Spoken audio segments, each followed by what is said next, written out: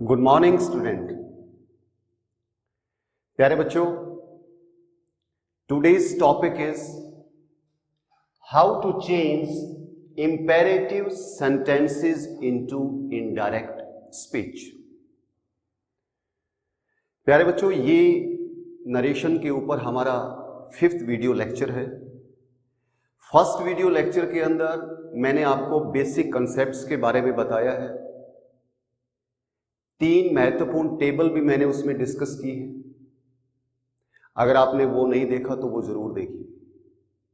Narration को आपने series में देखना है। फर्स्ट वीडियो लेक्चर को देखिए। सेकंड वीडियो लेक्चर के अंदर मैंने आपको बताया है प्यारे बच्चों, जो अफर्मेटिव सेंटेंसेस होते हैं, जो नेगेटिव सेंटेंसेस होते हैं, हम उनको कैसे चेंज करते हैं।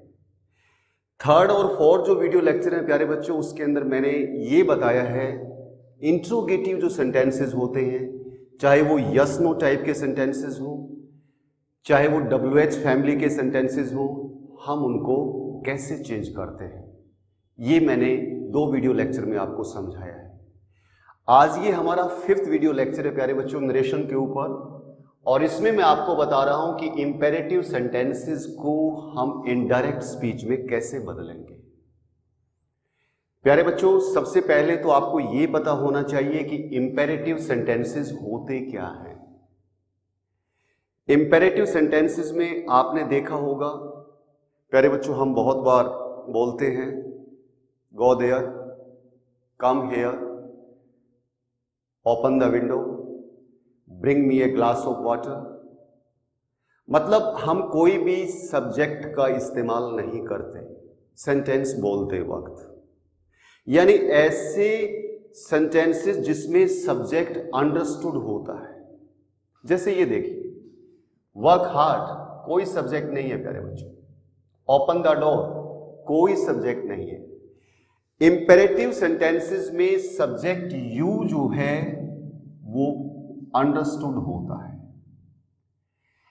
ऐसे वाक्य जो हैं प्यारे बच्चों, उसमें आपको ऑर्डर मिल सकता है, आदेश, प्रार्थना से संबंधित हो सकता है, रिक्वेस्ट आपको मिलेगी, वार्निंग आपको कोई चेतावनी हो सकती है, उसमें कोई सलाह हो सकती है, किसी बात की मनाई, फॉरबिड, मनाई हो सकती है, कमांड, कोई सैन्य आदेश आपका हो सकता है।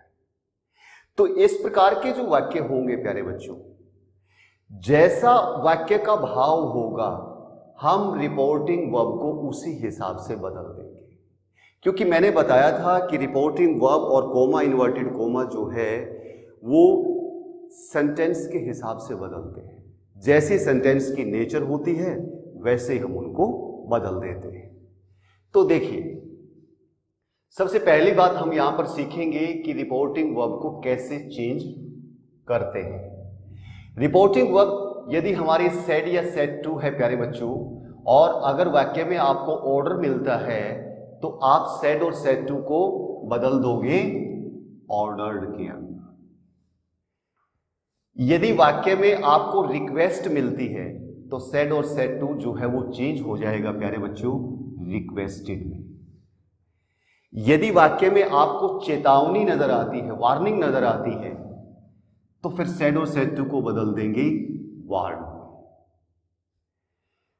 अगर वाक्य में आपको सलाह नजर आती है, एडवाइस नजर आती है, तो इसको बदल देंगे एडवाइज्ड में। प्यारे बच्चों ध्यान रखना, एडवाइस जो है ये क्या होता है, ये तो नाउन होता है। बच्चे इस स्पेलिंग में बहुत कंफ्यूज करते हैं। एडवाइस यहां पर आपको C अल्फाबेट मिलेगा, लेकिन जब इसका वर्ब बनाया जाता है, नाउन से अगर हम वर्ब बनाते हैं तो इस C को हम बदल देते हैं S अल्फाबेट में बदल देते हैं, एडवाइज्ड। तो स्पेलिंग में एडवाइज्ड आप लिखते वक्त CED मत बना देना, वो गलत हो जाएगा। उसके बाद बात आती है मना करना। बहुत सारे काम ऐसे होते हैं जिसपे हम मना कर देते हैं, ये काम मत करो, वो मत करो, ये मत करो। तो उसके लिए सेड और सेड टू प्यारे बच्चों बदल जाएगा फॉरवर्ड के अंदर। Got it. कमांड अगर आदेश आपको मिलता है तो वहां पर सेड और सेड टू बदल जाएगा कमांडेड के अंदर। तो ये था जैसा वाक्य का भाव वैसे ही रिपोर्टिंग वर्ब को हमने उसी हिसाब से चेंज कर दिया। तो वाक्य को, सेंटेंस को आपको अंडरस्टैंड करना पड़ेगा कि वो उसमें भाव क्या दिया हुआ है, उसका अर्थ क्या निकल रहा है, उसकी सेंस क्या बन रही है, ये बहुत ज्यादा इंपॉर्टेंट है। Got it. तभी आपकी रिपोर्टिंग वर्ब चेंज हो पाएगी। अब बात करते हैं कोमा इन्वर्टेड कोमा की। ये भी सेंटेंस स्पेसिफिक होता है जो हर बार की तरह मैं आपको बताता हूं। सिंपल एक बार रिवाइज कर लेते हैं। सिंपल सेंटेंसेस के अंदर, असर्टिव सेंटेंसेस में कोमा इन्वर्टेड कोमा को हटा करके दैट का प्रयोग किया था प्यारे बच्चों, याद है ना। उसके बाद हमने आपके इंट्रोगेटिव सेंटेंसेस किए हैं, वहां पर हमने दोनों चीजें देखी हैं। यस नो टाइप में कोमा इन्वर्टेड कोमा हटा करके हमने इफ या वेदर लगाया था। WH फैमिली में कोमा इन्वर्टेड कोमा हटा करके हमें कुछ नहीं लगाया। Got it. यहां पर क्या लगाएंगे, कोमा इन्वर्टेड कोमा हटा करके यहां पर हम टू लगाएंगे। Got it. यानी सेंटेंस को इन्फिनेटिव मूड के अंदर चेंज कर देंगे प्यारे बच्चों। टू लगा करके जब कोई चीज बनाई जाती है तो इन्फिनेटिव मूड हो जाता है। ये हम आपको जब इन्फिनेटिव नॉन फाइनाइट्स के बारे में बताएंगे, जब बेयर इन्फिनेटिव और द इन्फिनेटिव के बारे में हम आपको बताएंगे तो डिटेल में तब आपको समझाएंगे। नॉन फाइनाइट्स में bare infinitive, the infinitive, participle, present participle, past participle, बहुत सारी चीजें होती हैं। वो जब हम सीखेंगे तो तब पता लगेगा कि इन्फिनेटिव मूड क्या होता है। लेकिन यहां पर ये मानिए कि टू के बाद अगर वर्ब की फॉर्म लगा दी जाती है तो वो इन्फिनेटिव मूड हो जाता है।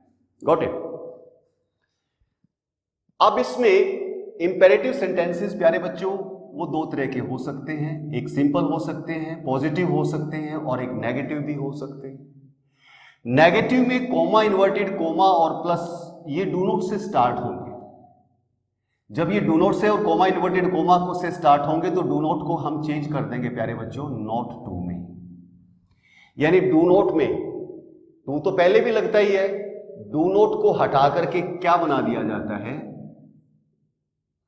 नोट बना दिया जाता है। डू नोट नहीं लगाते, डू को हटा देते हैं। Got it. लेकिन यहां पर एक बात आपको बहुत अच्छे से समझ लेनी है, वो क्या है, यदि वाक्य में हम सेड टू या सेड को यदि फॉरवर्ड में बदलते हैं, यहां पर इसका प्रयोग करते हैं प्यारे बच्चों, क्योंकि ये स्वयं नेगेटिव है। फॉरवर्ड का मतलब मना करना ही होता है। तो वहां पर नोट्स नहीं लगाएंगे प्यारे बच्चों, वहां पर अकेला टू लगेगा। कोमा इन्वर्टेड कोमा हटा करके जो टू लगाते हैं ना, जो हम जैसे यहां पर बनाते हैं, सिंपल में बनाते हैं, पॉजिटिव सेंटेंस में बनाते हैं, वैसे ही हम बनाएंगे। वहां पर नोट टू का प्रयोग नहीं करेंगे यदि आपने वाक्य में फॉरवर्ड का प्रयोग कर दिया है तो। यह बात समझ में आ गई होगी। आइए अब हम एग्जाम्पल्स के ऊपर चलते हैं। Let's do the first example. Okay, the teacher said to the peon open the door. अध्यापक ने पियोन से कहा दरवाजा खोलो। अब अध्यापक ने, नेचुरल सी बात है बच्चों, आदेश दिया होगा पियोन को, तो पियोन को आदेश दिया कि दरवाजा खोलो। तो यहां से पता लग गया, वाक्य के भाव से हमें पता लग गया कि यह वाक्य जो है आदेशात्मक वाक्य है, जहां पर ऑर्डर दिया गया है। तो आइए इसको बदलते हैं। इसमें तो कोई परिवर्तन आता नहीं, ना सब्जेक्ट में आता है ना ऑब्जेक्ट में आता है, सिर्फ रिपोर्टिंग वर्ब बदलती है। तो आइए चेंज करते हैं। द टीचर, अब आदेश है तो सेड टू को order the peon. Comma inverted comma को हटा करके क्या लगाना है प्यारे बच्चों, टू लगाना है। ये बहुत ही सरल होते हैं। टू ओपन द डोर, बस, और कुछ चेंज करना ही नहीं है। कोई पर्सनल प्रोनाउन दे ही नहीं रखा, टेंस की बात यहां होती ही नहीं है। बहुत ही सिंपल होते हैं। बस आपको वाक्य का भाव समझना है कि वाक्य में क्या दिया हुआ है, ऑर्डर दिया हुआ है, रिक्वेस्ट दी हुई है, वार्निंग दी हुई है, कोई सलाह दी हुई है। बस ये ज्यादा इंपॉर्टेंट है कि आपने रिपोर्टिंग वर्ब सही लगाई है या नहीं लगाई है, ये ज्यादा इंपॉर्टेंट है। तो आइए अब हम नेक्स्ट देखते हैं। I said to him, comma inverted comma, work hard.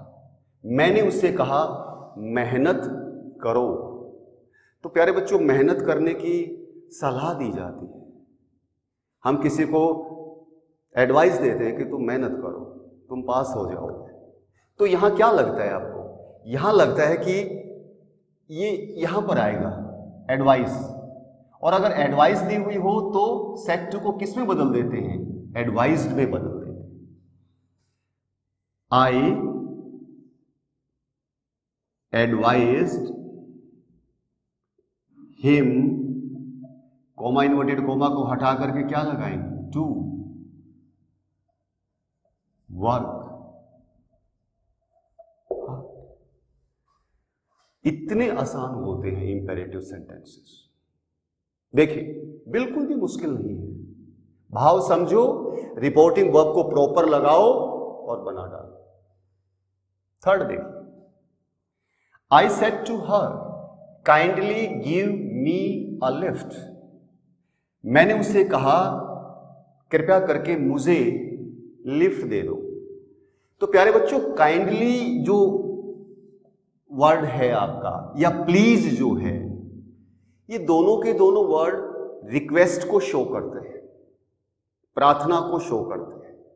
बस ये शब्द आपको मिल जाए किसी भी इंपेरेटिव सेंटेंसेस के अंदर, बड़ा आसान हो जाता है ये पहचानना, अरे यहां पर तो प्रार्थना की गई है। काइंडली और प्लीज अगर आपको मिल जाते हैं तो समझो वो रिक्वेस्ट की बात हो रही है, और अगर रिक्वेस्ट की बात हो रही है तो सेड और सेड टू को रिक्वेस्टेड में चेंज कर देते हैं। कैसे भला? इस सेंटेंस में देखिए, आई रिक्वेस्टेड हर। टू लगाइए। टू लगाने के बाद प्यारे बच्चों, अगर काइंडली और प्लीज ये दोनों वर्ड्स अगर आपको मिल जाते हैं किसी वाक्य के अंदर, तो इनको हटा देंगे, इनको एलिमिनेट कर देंगे, ये नहीं लगाएंगे, इसको हटा दो। टू, ये आपकी वर्ब आ गई, गिव। तो प्यारे बच्चों, इसके बाद ये क्या है? ये पर्सनल प्रोनाउन है, मी। अब देखिए, फर्स्ट पर्सन है, ये हमारा first person, change according to subject, यानी मी को बदलेंगे सब्जेक्ट के हिसाब से। सब्जेक्ट कहां है? ये है प्यारे बच्चों। अब देखिए, मी भी फर्स्ट पर्सन है, सब्जेक्ट भी हमारा फर्स्ट पर्सन है। अब क्या फर्स्ट पर्सन और फर्स्ट पर्सन में कोई बदलाव आएगा? अगर आपस में नहीं आएगा। सेकंड पर्सन की टक्कर अगर सेकंड पर्सन के साथ होगी तो कोई बदलाव आएगा? नहीं आएगा। ये ध्यान रखना प्यारे बच्चों। थर्ड पर्सन तो चेंज होता ही नहीं है। यदि फर्स्ट पर्सन को चेंज करना और आगे भी फर्स्ट पर्सन मिल जाए तो कोई बदलाव नहीं। सेकंड पर्सन को चेंज कर रहे हो और आगे भी सेकंड पर्सन मिल जाए आपको चेंज करने के लिए, कोई बदलाव नहीं। Got it? ये बात आपको ध्यान में रखनी है। So I requested to give me a lift. So simple. Next sentence देखते हैं प्यारे बच्चों। She said to me don't smoke here. क्या मतलब हुआ? उसने मुझसे कहा यहां धूम्रपान मत करो। अब क्या लगता है वाक्य के अंदर? क्या नजर आता है आपको? आदेश नजर आता है? आदेश हो सकता है, वो किसी को देख करके आदेश भी दे सकती है। दूसरी बात, रिक्वेस्ट तो हो नहीं सकती, वार्निंग भी नजर आती है प्यारे बच्चों। अब आपकी मर्जी है, आप आदेश के हिसाब से बनाएंगे तो भी सेंटेंस सही बनेगा, वार्निंग के हिसाब से बनाएंगे तो भी सेंटेंस सही बनेगा। तो आइए वार्निंग के हिसाब से बना लेते हैं। शी सेड टू को वार्निंग के हिसाब से बनाएंगे तो, चेतावनी के हिसाब से बनाएंगे तो वारंट। सेड टू को किस में बदल देंगे? Warrant. She warrant me, coma inverted coma और डोंट आ गया प्यारे बच्चों। ये देखिए, डोंट, कोमा इन्वर्टेड कोमा और डोंट को किस में बदलते हैं? नॉट टू में बदल देते हैं। So simple, not to. प्यारे बच्चों, अगर नेगेटिव नहीं दे रखा तो सिर्फ टू लगाना होता है। बहुत आसान है इस बात को याद रखना। नेगेटिव नहीं दे रखा तो सिर्फ टू लगाओ, नेगेटिव दे दिया तो नॉट टू लगा दो। So easy, not to. Smoke, here, बदलेगा? जी बिल्कुल बदलेगा। क्यों बदलेगा? डिमॉन्स्ट्रेटिव प्रोनाउन है, डिमॉन्स्ट्रेटिव एडजेक्टिव है या एडवर्ब है? क्या है ये एडवर्ब ऑफ प्लेस है प्यारे बच्चों। Got it? हेयर किस में बदलता है? देयर में बदलता है। किस में बदलता है? देयर। याद रखो, दिस को किस में बदला था? दैट में बदला था। दीज को किस में बदला था? दोज में बदला था। हेयर को किस में बदला? देयर में बदला।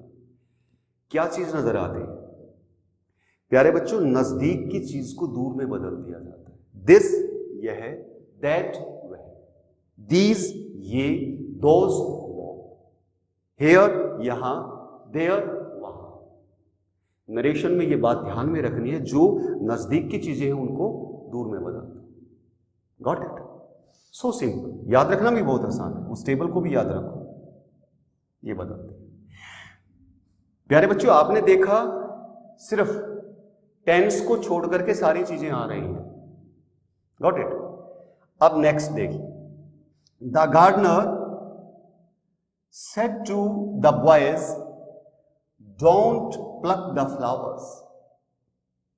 माली ने बच्चों को कहा, फूल मत तोड़ो। क्या लगता है प्यारे बच्चों? आदेश भी हो सकता है और प्रार्थना हो सकती है? नहीं हो सकती। वार्निंग भी हो सकती है, चेतावनी भी हो सकती है, सलाह नहीं हो सकती। फॉरबिड, मनाही हो सकती है। Got it? माली बच्चों को मना करता है, ये ज्यादा सुटेबल नजर आता है, मना करना। आइए इसके द्वारा बनाते हैं। द गार्डनर सेड टू को किस में बदल देंगे? फॉरबिड। सेकंड फॉर्म लगानी है प्यारे बच्चों। Forbid, forbid, forbidden. Third form forbidden होती है। फॉरबिड ये फर्स्ट फॉर्म होती है, ये सेकंड। फॉरबिड। Got it? ये ध्यान रखना।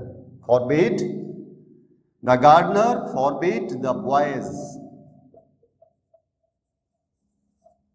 और प्यारे बच्चों, फॉरबिड अगर लगा दिया, फॉरबिड लगा करके बना दिया, तो फिर ये जो डू नोट होता है, ये नोट नहीं लगाया जाता, ये तो हट ही जाता है।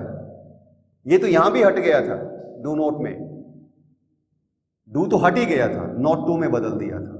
लेकिन यहां पर क्या है? यहां भी नोट भी हटा दो, बस अकेला टू रह जाएगा।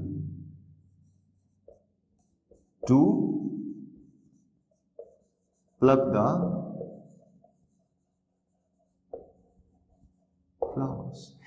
प्यारे बच्चों, भूल से भी ये गलती मत करना कि फॉरबिड भी लगा दो और यहां पर नोट टू भी लगा दो। बहुत सारे बच्चे एक गलती और भी करते हैं, टू के बाद कैपिटल लेटर लिख देते, स्मॉक। ये पंक्चुएशन की गलती है प्यारे बच्चों, स्मॉल लेटर आएगा। ऐसी छोटी छोटी गलतियां बिल्कुल नहीं करनी। आपने टू लगा करके आप सेंटेंस बना रहे हैं तो ये नहीं कि पी को कैपिटल कर दो, स्मॉल लिखना है। Pluck the flowers, to pluck the flowers. Next sentence देखिए, the captain said to the soldiers attack the enemies. Captain ने सैनिकों से कहा, दुश्मनों के ऊपर आक्रमण करो। तो कैप्टन ने अपने सैनिकों को क्या दिया? आदेश। लेकिन कैप्टन का जो आदेश होता है प्यारे बच्चों, वो ऑर्डर में नहीं आता। सैन्य जो आदेश होते हैं वो कमांड में आते हैं। कैप्टन अपने सैनिकों के ऊपर कमांड करता है। तो यहां पर ऑर्डर तो है ये, लेकिन कमांड है ये, एक डिफरेंट फॉर्म है यानी ऑर्डर की। तो यहां पर आपने क्या लगाना है? Commanded. The captain said to को